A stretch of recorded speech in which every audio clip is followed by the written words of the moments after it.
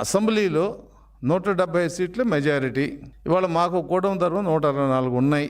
Majority మీకు లేదు వాస్తవం. అయినా మీరు వచ్చి అభిప్రాయం చెప్పుంటే అసెంబ్లీలో రికార్డ్ అవుతుంది కదా.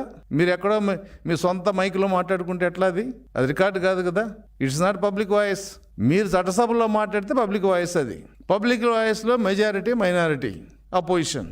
మీరు మైనారిటీ, అపోజిషన్ కాదు మీరు. మాకు మీ 11 మంది వచ్చి ఇదిగో మా అభిప్రాయం ఇది, అమరావతికి చట్టబద్ధత కల్పించడానికి వీలు లేదు, మేము వ్యతిరేకిస్తున్నామంటే రికార్డు చేస్తారు.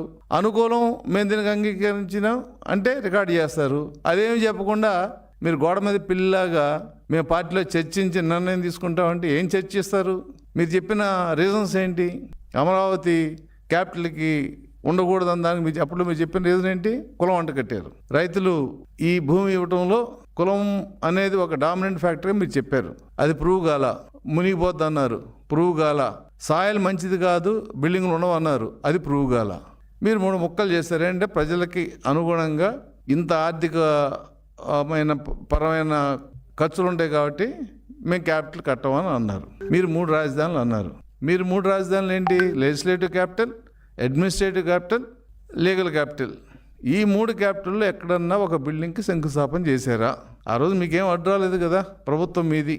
అంటే కనీసం ఒక రాష్ట్రానికి ఎక్సో వైయో జెడ్డో రాజధానికి ఉంటే అక్కడ కూర్చుని మనం పరిపాలించాలన్న ఇంగితం కూడా మీకు మీ నాయకులకు లేదు.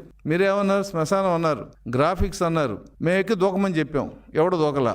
శ్మశానం అన్నారు. మరి ఇవాళ శ్మశానంలో కూర్చునే కదా మీరు తీర్మానాలు చేశారు 3 ముక్కల ఆటని. మీరు ఎక్కడో మీరు నిర్మించిన అసెంబ్లీలో మీరు చేయలా.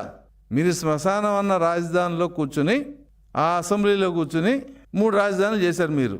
దాన్ని ఏమన్నా తీర్మానాన్ని? దెయ్యాలు చేసిన తీర్మానం అనాలా? దేవతలు చేసిన తీర్మానం అనాలా?